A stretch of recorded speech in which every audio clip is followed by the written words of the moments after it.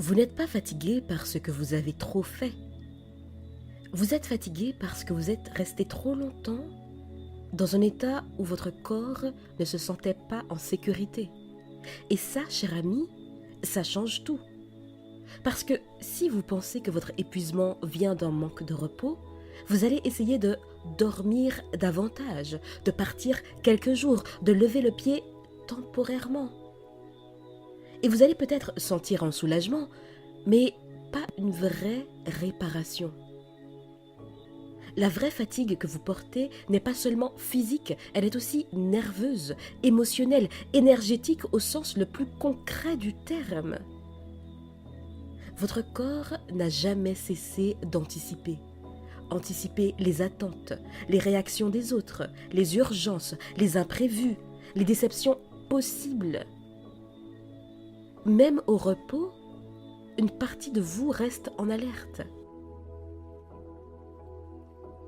C'est pour ça que vous pouvez être allongé, sans bouger, et pourtant vous sentir vide, vidé.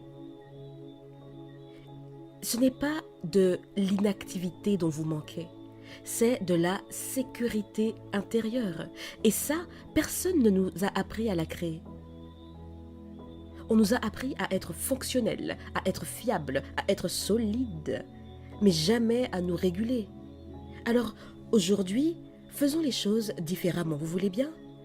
Nous n'allons pas optimiser la récupération, nous allons défaire ce qui vous épuise encore, même quand vous vous arrêtez. Cher ami, première chose que j'aimerais que vous entendiez vraiment, c'est que votre épuisement a du sens. Il est logique, cohérent, prévisible même. Puisqu'un système nerveux exposé trop longtemps au stress finit toujours par s'effondrer ou se figer. Soit il accélère, anxiété, agitation, irritabilité, ou soit il s'éteint, shut down. Et là, c'est fatigue, vide, détachement, et même parfois les deux en alternance. Et ce que vous appelez burn-out n'est que la dernière étape visible. Oui, parce qu'avant ça, il y a eu des signaux. Le matin, vous êtes déjà fatigué, le corps lourd même après une nuit complète, la sensation de devoir se motiver pour tout, la joie qui se fait de plus en plus rare, la patience plus courte. Mais vous avez continué, parce que vous aviez appris que s'arrêter était dangereux ou égoïste ou impossible. Ou alors pour les autres, mais pas pour vous. Et donc justement, parlons de cette croyance-là, celle qui dit « si je m'arrête, je perds tout ». Cette phrase n'est en rien une vérité. C'est une mémoire corporelle. Peut-être qu'un jour, vous n'avez pas eu le droit de ralentir. Peut-être que personne n'est venu vous soutenir quand vous étiez fatigué. Peut-être que vous avez compris très tôt que tenir bon coûte que coûte était plus sûr que de demander. Et là, votre corps a appris une règle simple. Le mouvement constant égale la survie, survivre. Mais aujourd'hui, cette règle vous épuise. Alors, la récupération ne consiste pas à lutter contre cette règle, elle consiste à lui montrer doucement qu'elle n'est plus nécessaire. Et ça prend du temps. C'est pour ça que je me permets d'être très claire avec vous. Si vous cherchez une solution rapide, cher ami, vous n'êtes pas au bon endroit. Ici, on restaure, on réapprend, on désactive des automatismes anciens. Et ça commence par le corps, pas par la tête. Vous pouvez comprendre intellectuellement que vous avez le droit de vous reposer, mais si votre système nerveux ne le croit pas, rien ne changera durablement. Alors, on va lui parler dans sa langue. La lenteur, la répétition, la simplicité. Première pratique essentielle, arrêtez de vous brusquer intérieurement. Observez comment vous vous parlez quand vous êtes fatigué. Allez, encore un effort. Oh non, ce n'est pas le moment. Oh, je ferai une pause après. Et puis j'ai eu une version, une personne m'a dit ah non, non, je vais me reposer quand je serai mort. Cette voix-là, même si elle se veut motivante, elle est violente par un système qui est déjà fatigué. À partir d'aujourd'hui, remplacez-les par une consigne plus simple. Je fais ce que je peux avec l'énergie disponible, pas plus. Et si vous sentez une résistance à cette phrase, c'est normal. Ça veut dire que vous avez longtemps conditionné votre valeur à votre performance.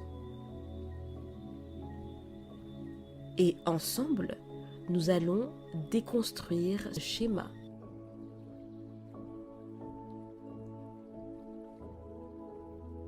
Votre valeur ne fluctue pas avec votre niveau d'énergie. Elle n'a jamais fluctué. C'est une croyance qu'on vous a doucement inculquée et qu'on va lentement laisser tomber. Maintenant, parlons du corps. Votre corps a accumulé des tensions comme un grenier plein d'objets jamais triés. Vous voyez le type de grenier en question. Chaque stress non libéré est resté stocké quelque part, dans la nuque, dans le ventre, dans le bassin, dans le dos, dans la poitrine. Vous n'avez pas besoin de libérer le tout d'un coup. Ce serait trop. Vous avez besoin d'apprendre à décharger régulièrement. Non pas par des méthodes compliquées, mais par des gestes simples et quotidiens. Par exemple, quand vous rentrez chez vous, avant même de parler à qui que ce soit, prenez 30 secondes pour secouer doucement vos mains, vos bras, vos épaules. Vous voyez un peu comme un animal qui se débarrasse d'un stress là.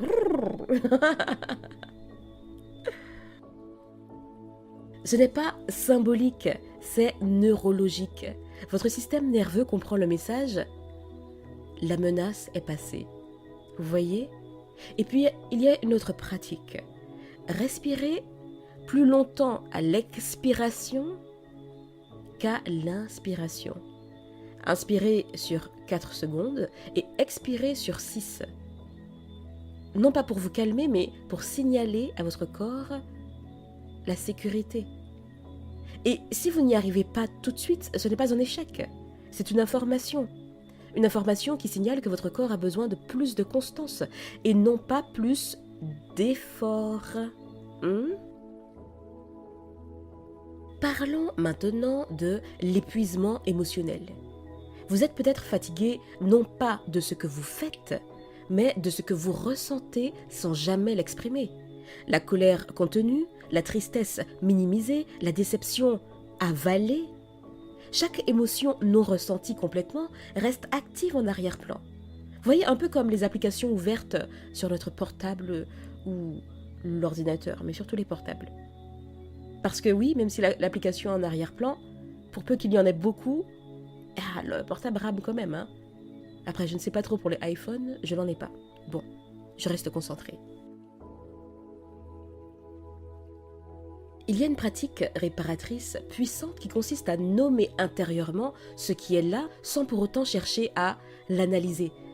Par exemple, je sens de la lassitude. Je ressens de l'agacement.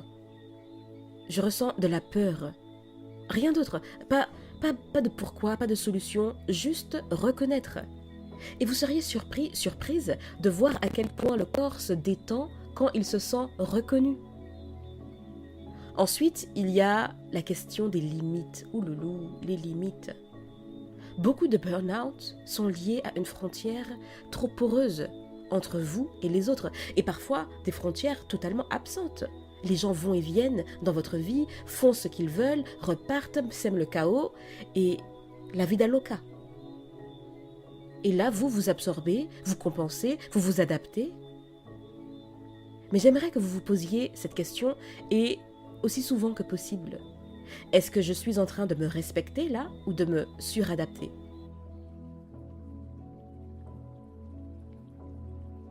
Parce que la suradaptation coûte énormément d'énergie.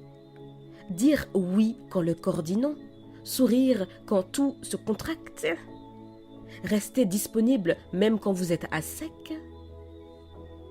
Chaque petit non-respect s'accumule. Alors commencez petit. Une réponse différée. Un message non envoyé immédiatement. Cette immédiateté que les réseaux, y compris WhatsApp, nous sommes auquel nous devons presque de nous soumettre, bien sûr selon les personnes avec qui vous échangez. Mais c'est ok de répondre un peu plus tard. Un « je reviens vers toi plus tard ». Ce sont des actes de récupération. La restauration énergétique ne se fait pas uniquement dans le repos. Elle se fait dans la cohérence. Quand ce que vous faites est aligné avec ce que vous ressentez. Autre point fondamental, vous n'avez pas besoin d'attendre d'être complètement vidé pour vous arrêter. Ça aussi, c'est une croyance apprise. Vous avez le droit de ralentir avant l'effondrement. Vous avez le droit de choisir la prévention plutôt que la réparation.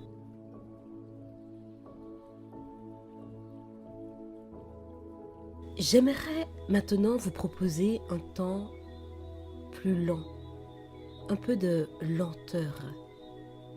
Vous pouvez écouter simplement, laisser votre corps s'installer comme il peut.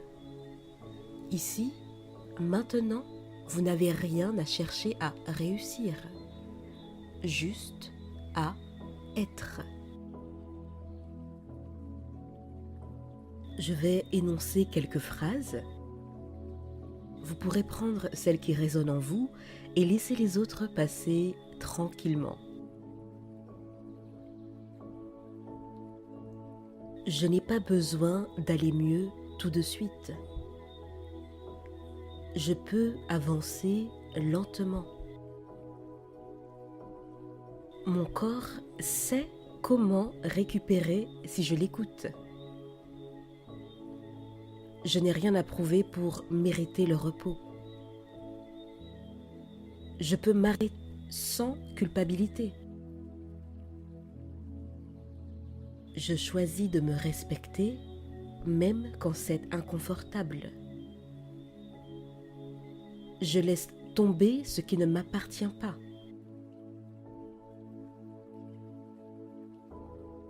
Je protège mon énergie comme quelque chose de précieux.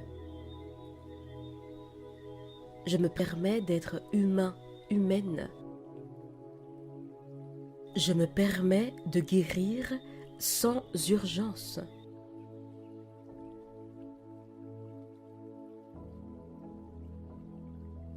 Restez avec ces mots quelques instants. Vous n'avez pas besoin de faire plus que ça aujourd'hui. La récupération n'est pas un projet, c'est une relation. Et cette relation, vous pouvez commencer à la réparer maintenant, doucement, à votre rythme. Vous n'êtes pas en retard. Vous êtes en train de revenir à vous. Et ça, c'est suffisant. Cher ami, je vous dis à bientôt et d'ici là, imposez-vous.